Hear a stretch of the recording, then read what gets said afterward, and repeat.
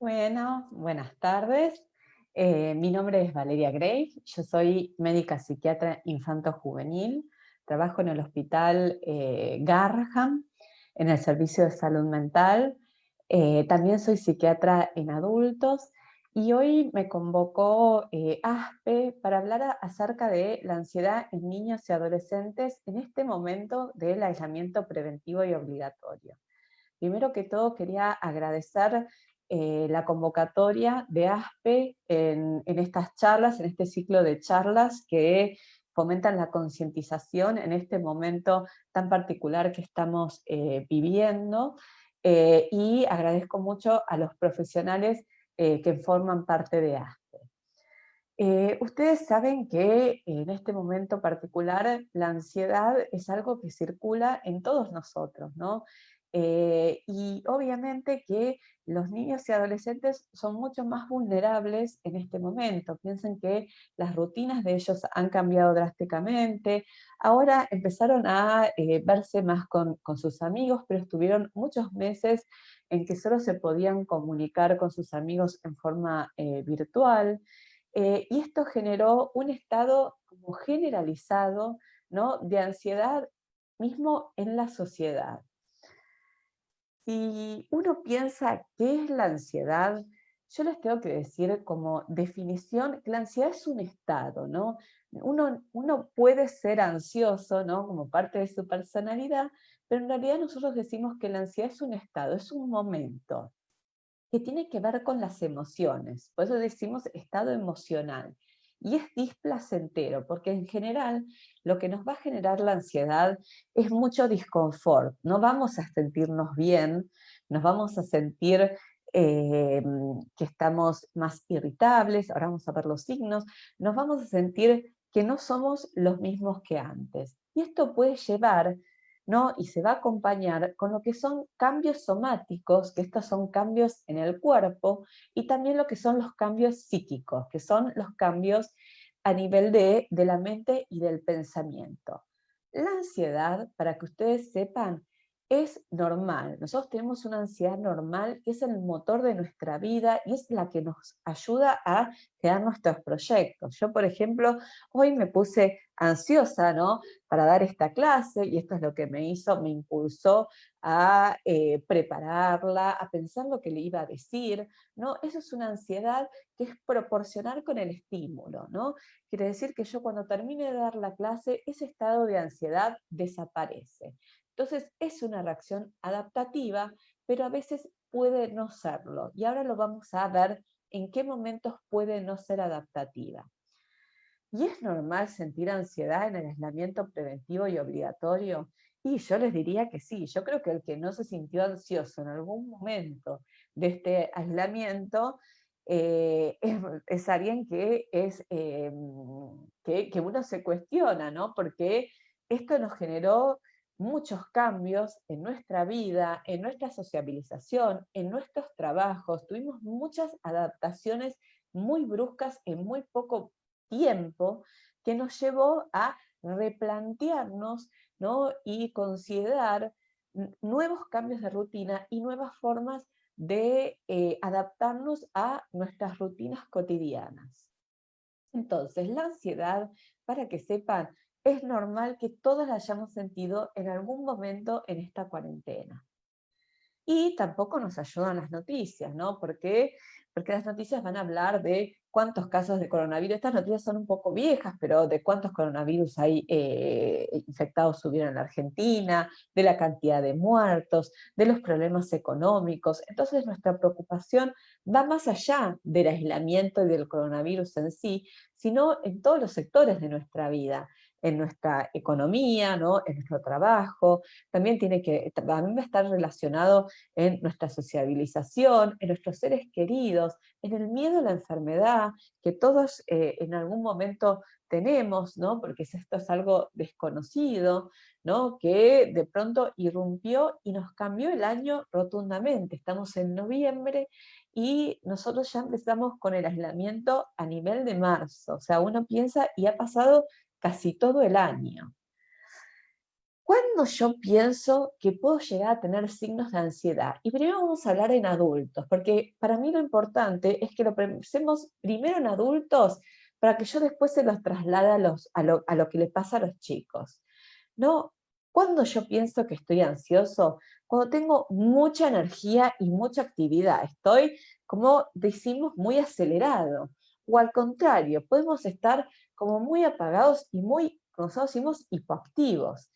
Acá puse yo el aumento de ingesto de alcohol, tabaco, drogas. Ustedes vieron en los diarios y salieron como varias noticias la gran cantidad de ingesta de alcohol que ha surgido en esta cuarentena, ¿no? Se ha triplicado la cantidad de alcohol que se ha consumido. Puedo estar irritable, ¿no? Con momentos acá de furia, de enojo, tengo discusiones, de pronto pasé a convivir 24 horas con mi familia, ¿no? O con nuestros seres queridos, o con la persona con la que convivimos, y se dan más roces entre nosotros, y estamos más irritables, más intolerantes, que antes no sucedía, porque estábamos menos horas en el día, ¿no? Y estos cambios de rutina también nos ha llevado a esta incertidumbre que también nos genera irritabilidad.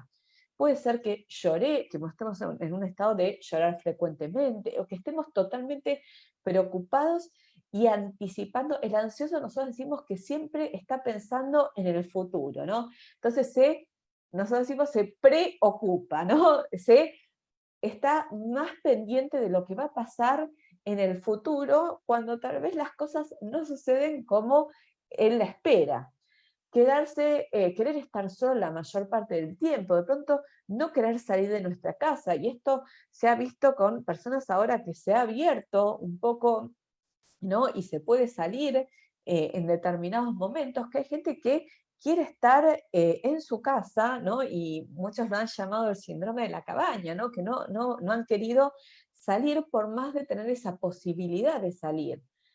Culpar a otras personas o a otras situaciones por las cosas que nos suceden, tener dificultad en dar y recibir ayuda, ¿no? Que en este momento de cuarentena la solidaridad es muy importante, tener dificultad para escuchar al otro, ¿no? De nuestras preocupaciones, y también tener dificultad de sentir placer o divertirnos como nos divertíamos antes. Todos estos son signos de ansiedad que son normales que en algún momento de la cuarentena hayamos tenido. Y a nivel del cuerpo, cuando yo le decía cambios somáticos, nuestra ansiedad se puede expresar a nivel del cuerpo. Podemos empezar a tener dolores de cabeza, dolor de estómago, podemos comer mucho o no comer, sudar o tener escalofríos, y algo que fue muy frecuente, y hubo una investigación en la Argentina, que muchos plantearon las dificultades en el sueño que se dieron en este momento de cuarentena. Y también hubieron muchos memes o muchas eh, bromas en respecto a el aumento de peso que se ha visto en esta cuarentena, justamente porque la ansiedad muchas veces se expresa a nivel de la comida. Y en cuanto a las emociones, acá hay una variabilidad de emociones que pude haber sentido, ¿no? Esto fue una ruleta rusa de emociones que sentimos. Nos sentimos ansiosos, a veces nos sentimos deprimidos, culpables, enojados, eufóricos e invulnerables, como que el coronavirus no nos va a pasar a nosotros, o nos podemos haber sentido tristes. En el pensamiento lo podemos ver con problemas en recordar cosas, ¿no? Capaz, esto es con la memoria a corto plazo, ¿no? Me han dicho, por ejemplo, que me tengo que acordar de, no me acuerdo dónde dejé las llaves, o la tarea que tenía que hacer, ¿no? Eso es la memoria como de fijación, que es la que más está afectada, por ejemplo, en la ansiedad. ¿Por qué? Porque estoy más desatento, me puedo sentir confundido. Acá tengo lo que decíamos, tener problemas en pensar con claridad y concentrarnos en una tarea, y tener dificultad en tomar decisiones. Todos estos signos y síntomas son de ansiedad. Y yo les decía que había ansiedad que era normal y había ansiedad que era patológica. La ansiedad normal es la que yo les dije que yo, por ejemplo, tuve hoy en este momento para dar esta charla, ¿no?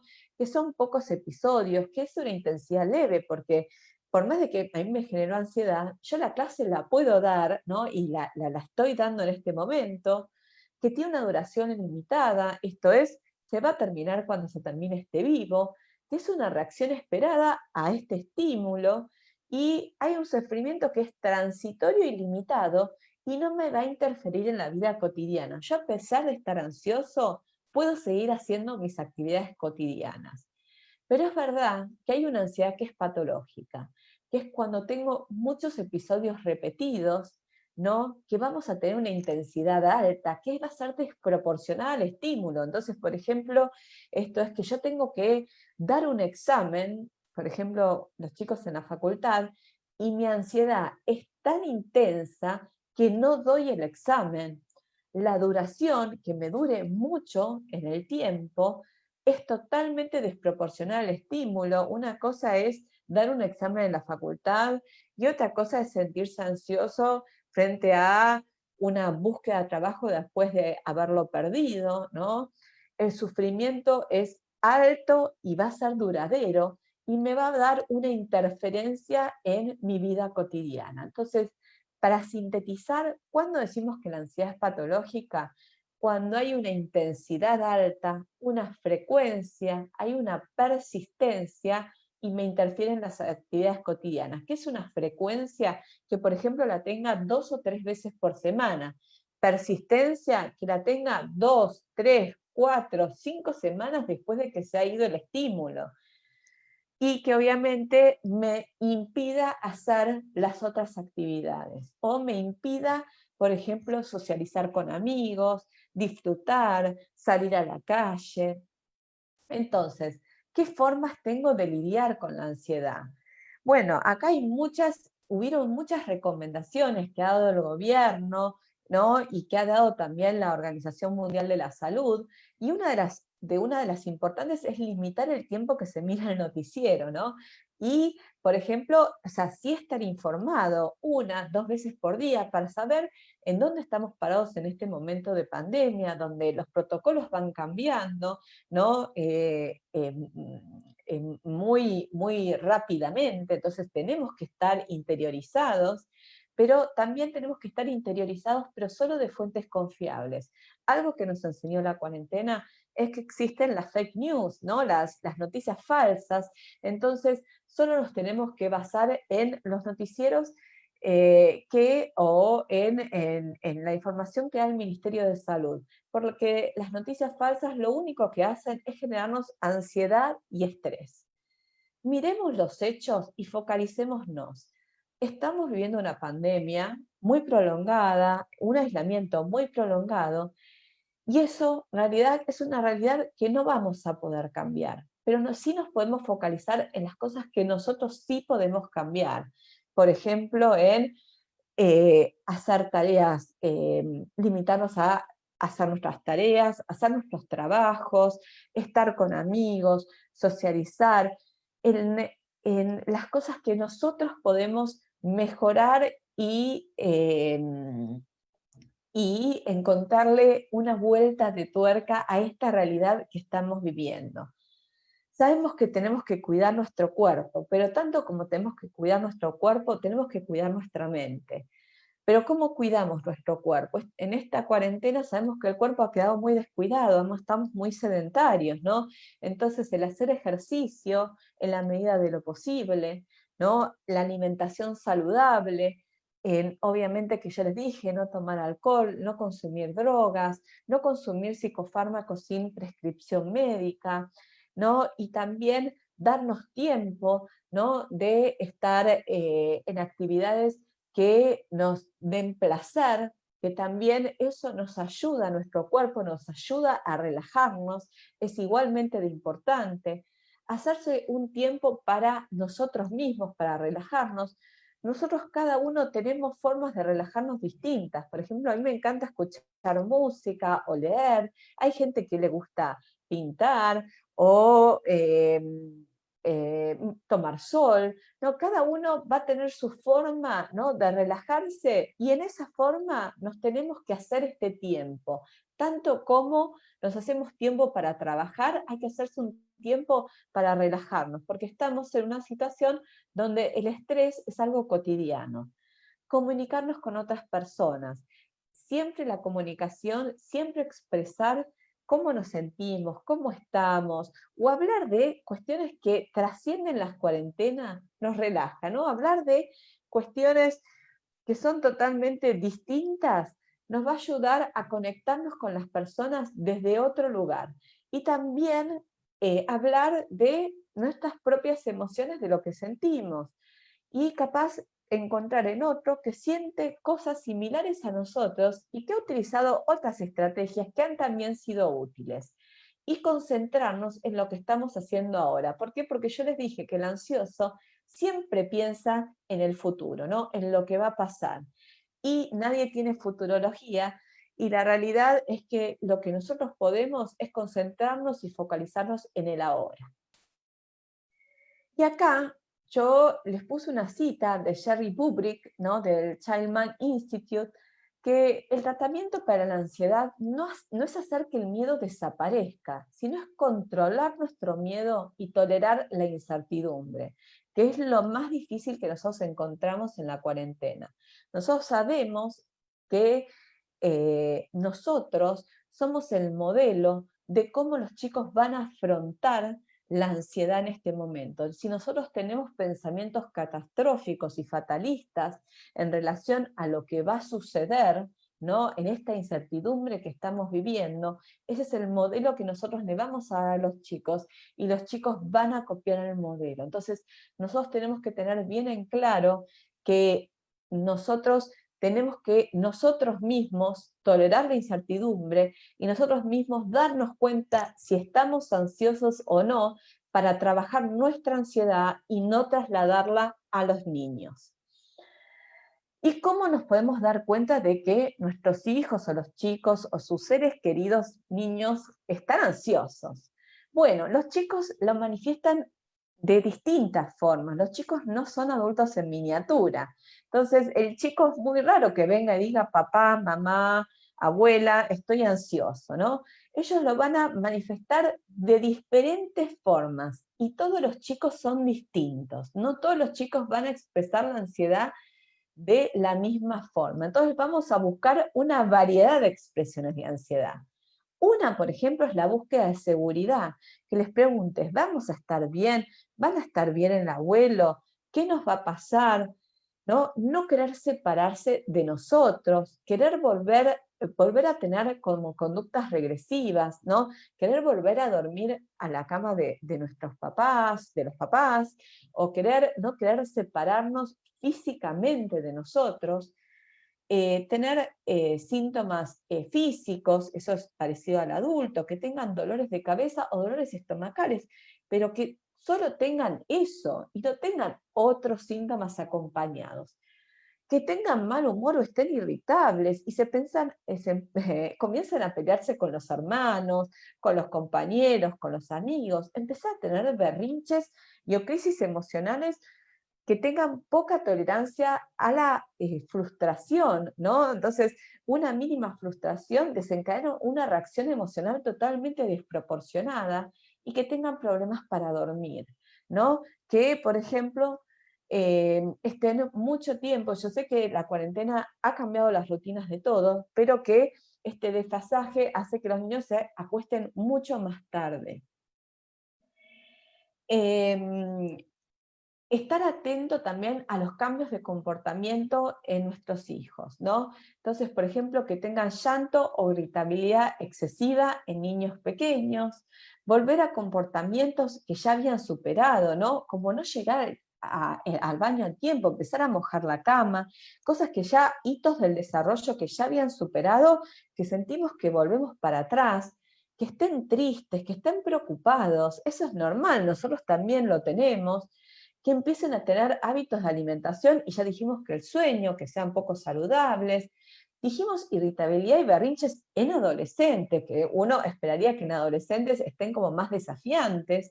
Problemas de atención y concentración, que se pueden trasladar a problemas escolares, ¿no? En el aprendizaje, que no lleguen a entregar las tareas, que uno los ve en la nube, ¿no?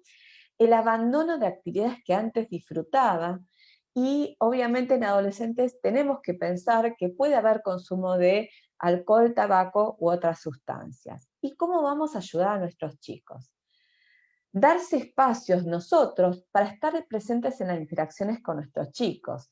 Y un momento ideal, yo les tengo que recomendar que es al principio del día, ¿no? Porque si al principio del día nosotros podemos generar una rutina, por ejemplo, desayunar todos juntos, esto va a hacer que genere una energía positiva para todo el día y para afrontar todas las presiones que nosotros estamos generando, ¿no? O que nosotros no, que la vida nos está generando, el colegio nos genera presiones, el trabajo nos genera presiones. Que construyamos en familia acuerdos de convivencia. Ahora estamos las 24 horas juntos, ¿no? Entonces, hacernos todos responsables, ¿no? Hasta chicos chiquititos nos pueden ayudar, por ejemplo, a poner la mesa, a poner las servilletas. Ya chicos hasta de 3 años nos puede ayudar a poner las servilletas en la mesa. Y chicos más grandes obviamente nos pueden ayudar a cocinar y nos podemos dividir tareas para que no todo recaiga sobre una persona. Hacer actividades interesantes y divertidas, esto ayuda a relajarnos un montón y a disfrutar en familia. Cuidar las rutinas diarias y tratar de armar nuevas rutinas, pero ser flexibles también. Si hay algún momento donde los chicos han tenido muchas tareas, o muchos Meets, o muchos Zoom, o están agotados, también permitirles momentos, días o momentos donde puedan descansar, no exigirles todo el tiempo. Ahora vamos a hablar de la comunicación y el tema de habilitar las emociones, ¿no? Eso lo vamos a desarrollar un poco más y limitarnos a la exposición de noticias. Nosotros tenemos que ser el filtro de las noticias que le van a llegar a los chicos y buscar siempre, yo sé que esto nos cuesta a los adultos, pero buscar lo positivo de esta cuarentena, que capaz nos dio más tiempo en familia, nos dio más tiempo para disfrutar, nos dio tiempo a aprender cosas nuevas, y esto también transmitírselo a los chicos.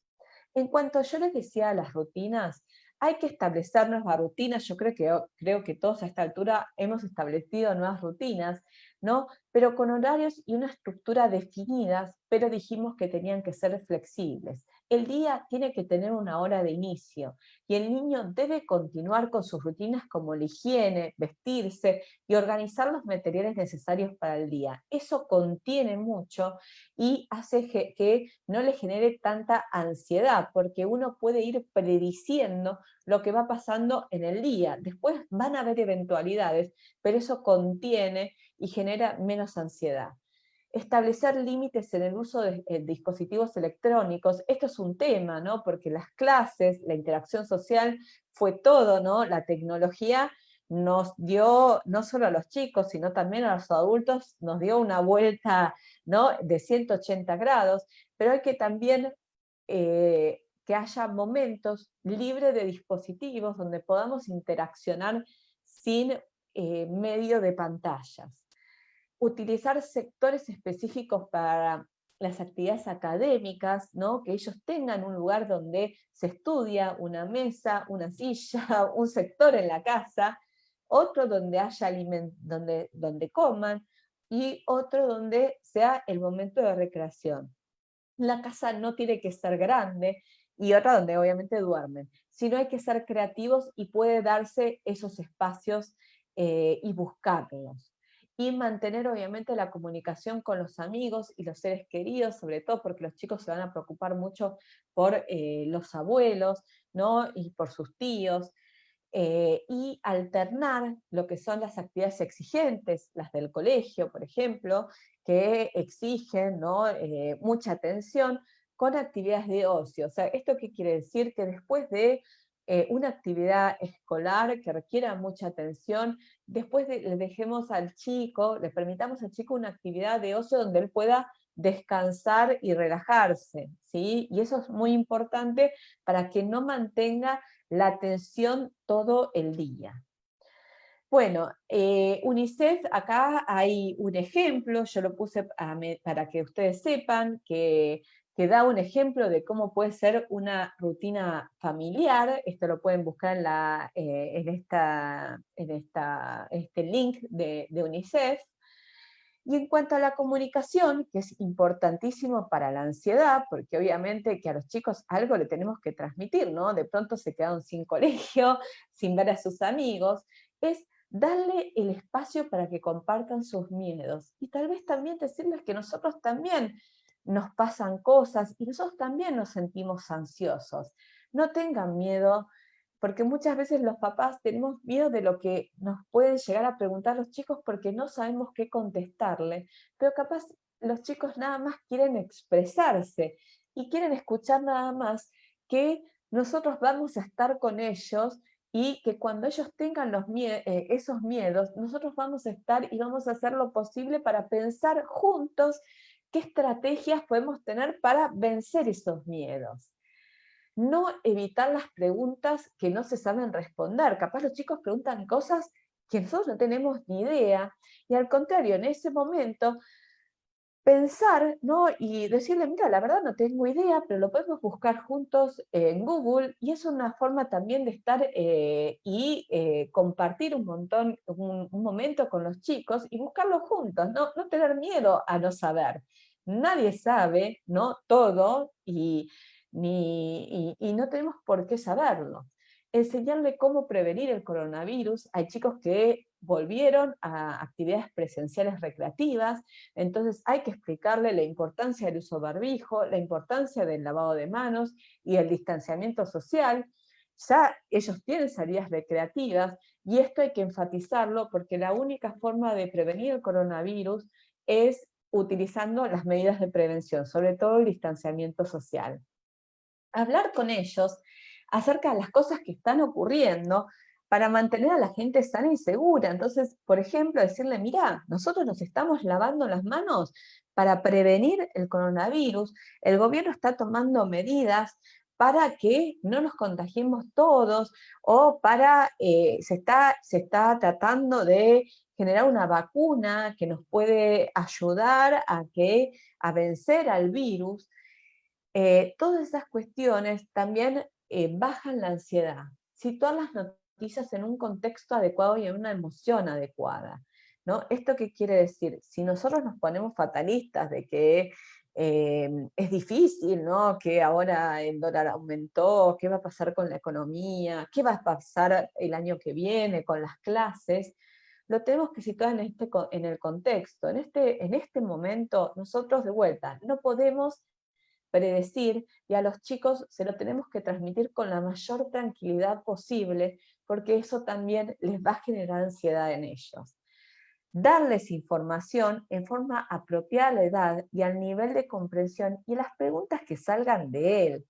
Por ejemplo, si los chicos preguntan por qué hay tantos negocios cerrados, explicarle, ¿no? En cuestión de que hubo un aislamiento, ¿no? Y que hay negocios que están funcionando en forma virtual, ¿no? Pero capaz el chico no pregunta en relación a eso, entonces tampoco le vamos a dar esa información, porque no es una preocupación del chico, capaz nos angustia más a nosotros como adultos. Los niños suelen preocuparse más por sus familias y sus amigos que por sí mismos, ¿no? Tienen mucho miedo de que nosotros nos enfermemos, o qué vamos a hacer si se enferman sus amigos, y explicarles de cómo podemos hacer, de qué medidas podemos tomar para que eso no suceda.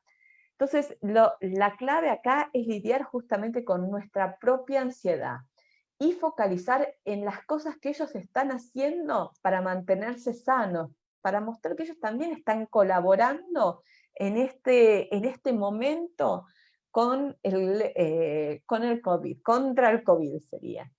Y dejar y permitir que nuestros chicos se sientan ansiosos en algún momento. Nosotros nos sentimos ansiosos y habilitar en ellos esas emociones, permitírselas.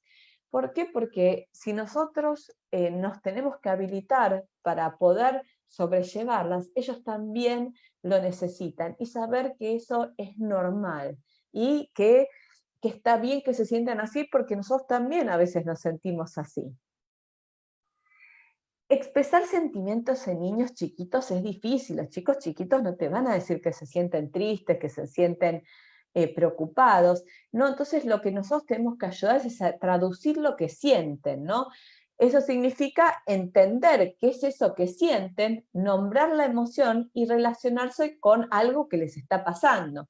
Acá yo les recomiendo un libro que es El monstruo de colores, que es un libro que se ve en el jardín, que muestra los colores en forma de emoción, por ejemplo, la ira es el rojo, entonces uno puede, está en internet, de hecho, uno lo puede bajar, incluso está hasta en YouTube, entonces uno puede mostrar ese video y decirle qué color, de cómo se sienten ellos de acuerdo al color ¿no? que tiene el monstruo. Y en el semáforo uno puede utilizarlo como la intensidad. ¿Cómo te sentís? Rojo es que me siento con mucho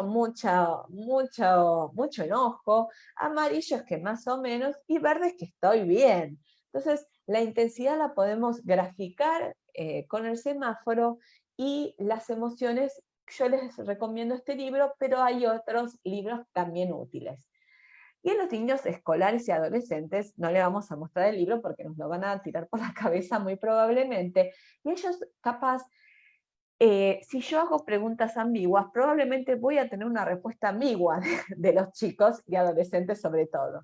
Entonces, tal vez es decirle, che, vos escuchaste esto del coronavirus, ¿qué te parece? ¿Conoces a alguien? ¿O tenés a un conocido que ha pasado, ha tenido COVID, o un familiar de algún conocido tuyo? ¿Qué pensás en relación a eso? ¿Cómo te sentís? Lo ideal en general con los adolescentes y con los chicos en edad escolar es no preguntar en forma directa, sino en forma indirecta, ¿no? Con otros conocidos, capaz un adolescente como más grande, ya uno de 16, 17, sí, o uno de 15, se puede plantar y te lo puede decir en forma directa, pero uno es más complicado.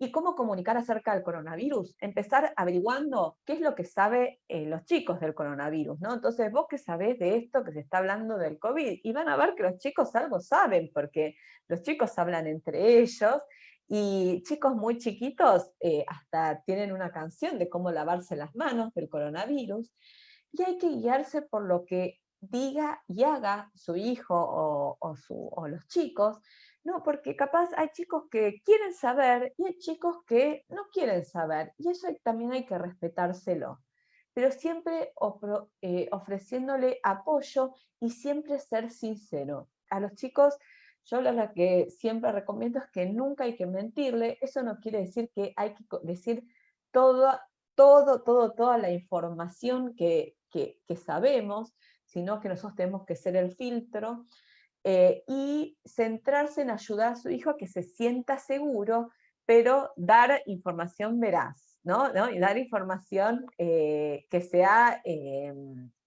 real, no diciendo la vacuna ya va a salir, ya va a salir, ya la tenemos, el mes que viene sale, porque eso todavía estamos con incertidumbre.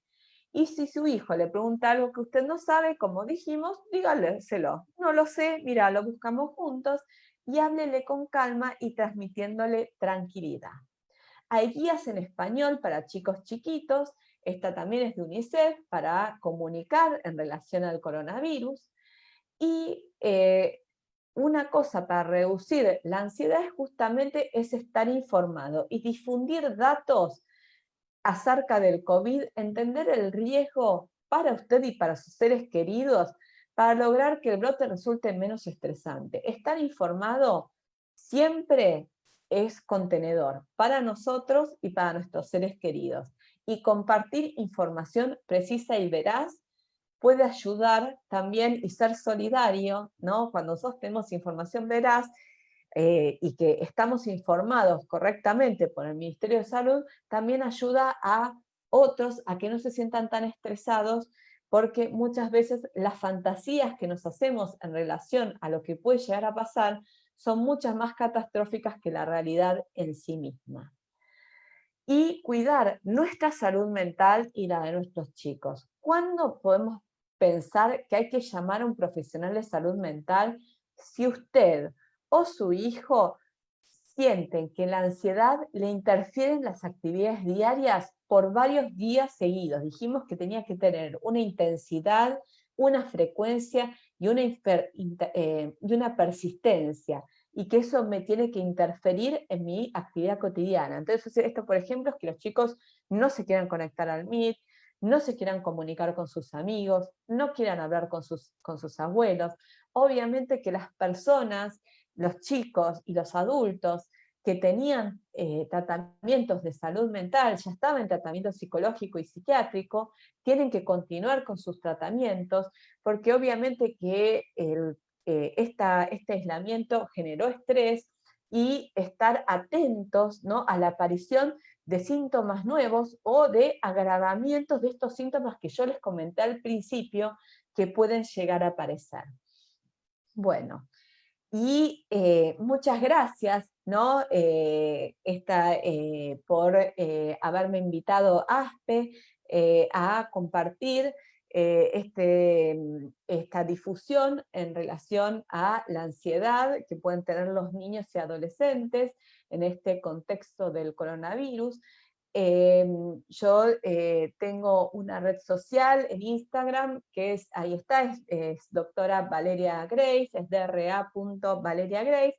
Me pueden seguir y se pueden también suscribir a mi newsletter, que yo voy dando informaciones en general en relación a la prevención de la salud mental, y hay mucha información en relación a otras circunstancias más allá de la ansiedad en relación al COVID. Así que estoy abierta a las preguntas que me quieran hacer.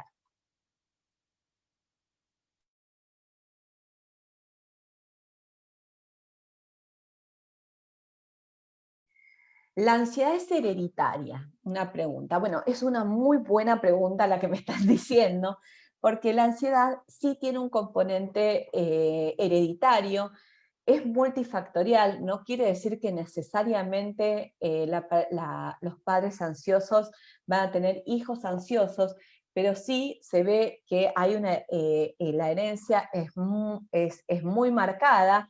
Así que sí, la ansiedad tiene un componente hereditario muy importante. ¿A qué edad se desarrollan los trastornos? Los trastornos de ansiedad. Yo no hablé de trastornos de ansiedad, yo hablé de ansiedad en general. Uno puede hablar de trastornos de ansiedad a partir de los 8, 9 años, que ya empiezan con los trastornos de ansiedad generalizada o con los trastornos de ansiedad por separación. Cuando hablamos de trastorno en salud mental, hablamos de que tiene que tener esa intensidad, esa persistencia, esa frecuencia y esa alteración en el funcionamiento. Los trastornos de ansiedad, vamos a tener los trastornos de ansiedad generalizada, trastornos de ansiedad por separación, vamos a tener la fobia social. El trastorno obsesivo compulsivo se sacó de los trastornos de ansiedad y ahora es un capítulo aparte, y son tal cual están nomenclados en nuestro manual estadístico, que es el DSM-5, estadístico y, y cómo nosotros vamos a denominar los trastornos. ¿Dónde se puede hacer un tratamiento para la ansiedad en forma gratuita? En cualquier hospital municipal, no sé de dónde es la persona que hace esa pregunta. Hay 40 hospitales municipales para servicios de adultos. En niños, los hospitales que pueden tratar la ansiedad es el Hospital Elizalde, que es el Casa Cuna, o el Hospital Gutiérrez. ¿Cómo puede hablar una amiga sobre su ansiedad que no registra como algo negativo? Bueno, ese es un tema, ¿no? Esa pregunta fue bastante creativa. Bueno, una de las cosas es que nosotros también tenemos que saber es que nosotros podemos ayudar a las personas que quieren ser ayudadas. Yo le puedo decir a mi amiga que no la veo bien, que estoy preocupada por ella, que leí una revista o vi una clase de ansiedad, que a ver si ella la quiere ver, a ver si hay algo que ella supone que le puede parecer parecido, ¿no?, a lo que le está pasando. Pero sepamos que tu amiga, si ella no lo registra y no quiere buscar tratamiento, tampoco la podemos forzar. Sí, nuestra responsabilidad como amiga es decirle que estamos preocupadas por ella y que consideramos que en este momento nos gustaría que veamos esto, a ver si ella se siente con algo parecido a lo que estuve leyendo como los adolescentes, ¿no? En una revista o en una clase, o mismo le podés mostrar esta charla en Instagram. ¿Se puede curar la ansiedad patológica? Sí, se puede curar la ansiedad patológica. El tratamiento es la terapia cognitivo-conductual, esa es la que mostró mayor evidencia, y en los casos en los que no sea suficiente, se puede recurrir a tratamientos psicofarmacológicos. Por ejemplo, se dan antidepresivos. ¿Las fobias son reflejos de la ansiedad? Sí, las fobias se consideran parte de la ansiedad, ¿no? Yo hace poquito en la página hablé de lo que es la fobia social.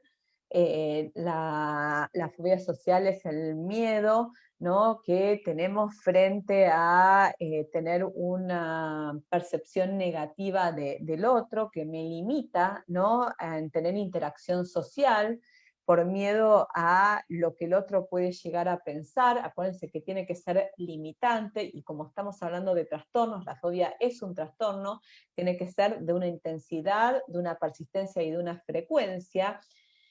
¿Son reflejos de ansiedad o está vinculado con el estrés? Muchas veces el estrés sería como la reacción como más como más la cuestión como más somática, ¿no?, de los cambios corporales, ¿no? Es la presencia también de palpitaciones, sudoración. El estrés muchas veces se asocia en forma popular. Nosotros no tenemos un diagnóstico de estrés, nosotros tenemos un diagnóstico de ansiedad. El estrés es la forma más, no me sale la palabra, pero la forma como más conocida de llamar a veces a la ansiedad. Hay que ver si es solo ansiedad o tiene estrés incluido.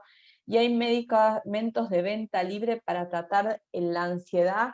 Yo al ser psiquiatra, yo lo que te digo, sí, como hay que medicamentos de venta libre para tratar la ansiedad, sí, ¿no? Pero no tienen evidencia de efectividad. Y yo obviamente que lo que voy a recomendar son los que se han hecho estudios y que han demostrado que han sido útiles frente a la ansiedad. Hay algunas, no medicamentos, pero hay lo que te estaba diciendo, lo que les estaba comentando, hay em, em, estrategias no medicamentosas que podemos utilizar para mejorar nuestra ansiedad, y los medicamentos de venta libre, que serían, no, ahora no se me ocurre alguno, pero supongo que hablarás de flores de Bach o algo eh, ah, más de ese estilo, no tienen efectividad, no tiene evidencia de efectividad. Entonces, yo como psiquiatra, yo solo recomiendo cuestiones que están demostradas la efectividad para su tratamiento en la ansiedad. Em, ¿Cómo acompañar a un familiar que trabaja en salud en este contexto? Bueno, esta es una muy buena pregunta, porque yo la realidad es que no lo dije, pero hay hay personas en este contexto de aislamiento obligatorio y preventivo que tienen más tendencia a tener ansiedad. Entonces dijimos que la ansiedad era hereditaria. Entonces, si yo tengo familiares, ¿no?, que sufren ansiedad, tengo más tendencia a tener ansiedad frente a esta situación. Pero también se da, por ejemplo, los niños y adolescentes también es una población vulnerable a tener más ansiedad en este contexto. El personal de salud también es más vulnerable a tener ansiedad en este contexto. Al personal de salud se le suman otras cuestiones más allá de las que estuve nombrando, por ejemplo, el miedo el miedo al contagiarse el coronavirus y a contagiar el coronavirus a sus seres queridos, ¿no? La tensión a veces de no contar los recursos del equipo de protección personal, ¿no? También atender pacientes con COVID nos genera, lo digo yo también porque también atiendo pacientes con COVID, nos genera cierta tensión adicional por estar pensando si estamos utilizando correctamente el equipo de protección personal, por más de que nos han capacitado en cómo ponernos y cómo sacarnos. Todas esas cuestiones son factores adicionales en el personal de salud que pueden generar ansiedad adicional.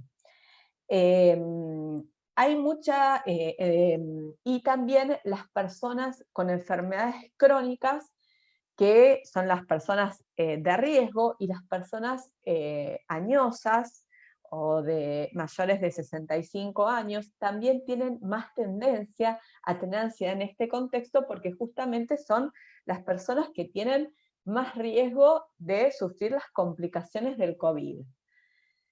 ¿Sí o sí necesito un tratamiento farmacológico para tratar la ansiedad? No. El tratamiento para tratar la ansiedad es la terapia cognitivo-conductual.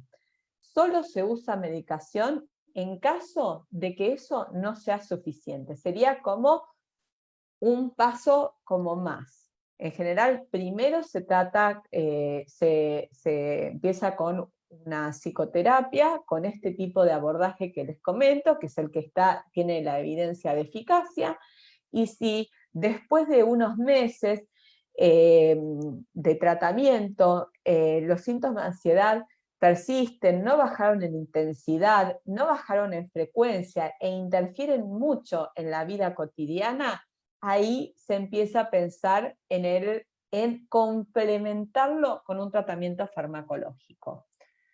¿Cómo es la asignación de turnos en el área de salud mental del hospital en época de pandemia? Bueno, esta pregunta es re difícil, la que me están haciendo. Em, eh, en el hospital, en épocas de pandemia, han abierto, ahora se están empezando a abrir ciertos servicios de salud mental. Hubieron muchos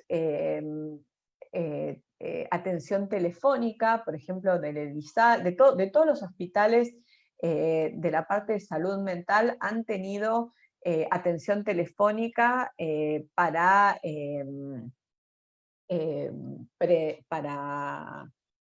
seguir y contener, ¿no?, a las personas. En este momento se empezaron a abrir algunos servicios a la atención. No todos los servicios de salud mental de los hospitales públicos están abiertos, eso hay que averiguar sector por sector, y también no solo en los hospitales públicos, sino en los CESAC de las zonas de donde viven, también pueden haber psicólogos que ya pueden haber implementado la presencialidad. Ustedes saben que ya se armó el protocolo y ya está aprobado el protocolo para volver a la presencialidad para los tratamientos psicológicos, y si no, también se puede, no en los hospitales públicos, en forma privada, utilizar la videollamada. ¿Cómo debemos acercarnos en pos de retomar la atención a consultorios doctora? Bueno, esto va a depender de acuerdo al hospital. En el Hospital Garrahan, por ejemplo, nosotros no tenemos un servicio abierto de salud mental, nosotros somos un servicio de interconsulta, pero por ejemplo, los pedidos de tratamiento o de evaluaciones se hacen a través de lo que se llama la orientación. Muchas personas ya se están acercando al hospital a pedir orientación, y si no, de forma telefónica o por mail.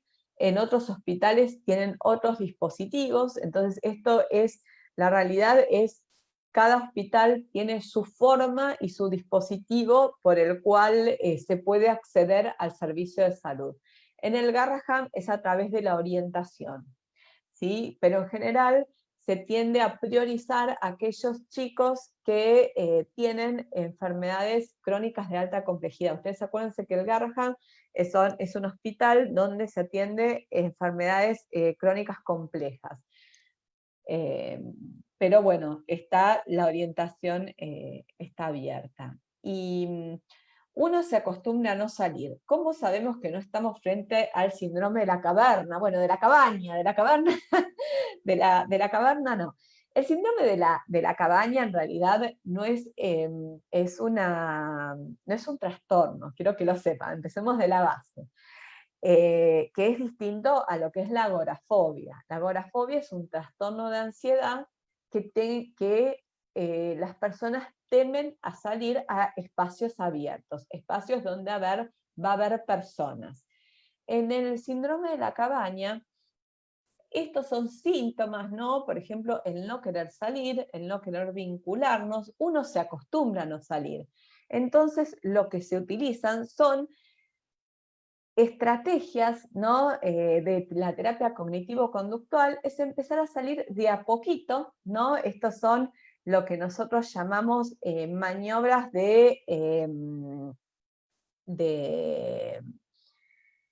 hay maniobras de extinción del estímulo, y maniobras de cada vez más el estímulo lo vamos a ir acrecentando. Entonces, por ejemplo, si uno se acostumbra a no salir, una maniobra es, por ejemplo, salir a no sé, verdulería, a algún lugar, 10 minutos y volver. Y cada día, progresivamente, empezar a salir una mayor cantidad de tiempo. Siempre, obviamente, manteniendo toda la cuestión de la distancia social y utilizando el barbijo. El síndrome de la cabaña es algo que se puede trabajar tranquilamente con estrategias por ejemplo, podemos pedirle a algún conocido, también eso sería como lo que nosotros llamamos como acompañante contrafóbico, ¿no? Que nos acompañe, ¿sí? Si nos cuesta salir, ¿no? Nos acompañe, por ejemplo, a ir a, no sé, la verdulería, a dar la vuelta a manzana y volver, ¿no? Y cada vez ese estímulo, por ejemplo, si necesitamos al acompañante, es que cada vez nos vaya acompañando menos tiempo, ¿no? Entonces un primer día puedo ir 10 minutos a la verdulería, otro día puedo salir y dar una vuelta a la manzana, otro día salgo 2 vueltas a la manzana, veo si necesito el apoyo de otra persona, ¿no? Y después ese apoyo, lo importante es que tiene que ir desapareciendo en forma progresiva, porque la idea es que volvamos a ser lo más independientes y autónomos posibles. ¿Es lo mismo que el burnout? No, no es lo mismo que el burnout. El burnout es un síndrome que es el de estar quemado, ¿no? Que esto se da en general a nivel laboral, ¿no? Que es el estar en una tensión como constante por rendir mal o rendir laboralmente, que puede llegar a generarnos cierta indiferencia afectiva, ¿no? Que nos genere menos empatía, nos puede generar irritabilidad, nos puede generar insomnio, nos puede generar muchas problemas laborales porque no voy a rendir de la misma forma, ¿no? Y en el burnout se van a sugerir otras estrategias, ¿no? Sí vamos a sugerir obviamente la estrategia de comunicarnos con otros y el apoyo social, que es muy importante en el burnout, y también en las actividades placenteras, pero también sepan que en el burnout a veces se necesita, ya como es ya es el síndrome de la caverna, yo les dije que es algo que es normal y que es esperable por el tiempo que no hemos salido. El burnout no es esperable, es más, uno tendría que prevenirlo con ciertas estrategias y ahí sí vamos a necesitar el abordaje terapéutico y medidas a nivel laboral. Bueno, acá me están diciendo que no hay más preguntas, así que les mando muchos saludos, agradezco a ASPE la convocatoria. Recuerden de seguirme en @doctora Valeria Grace en Instagram. Yo ahí hablo del burnout, del síndrome de la cabaña, de todas estas cuestiones están abordadas y hay más estrategias de las que les estuve comentando. Obviamente, acuérdense también, si quieren, de suscribirse en mi newsletter, donde yo doy información como más detallada en relación a la prevención de la salud mental. Bueno, muchísimas gracias y muchísimas gracias, ASPE, por la convocatoria. Hasta luego.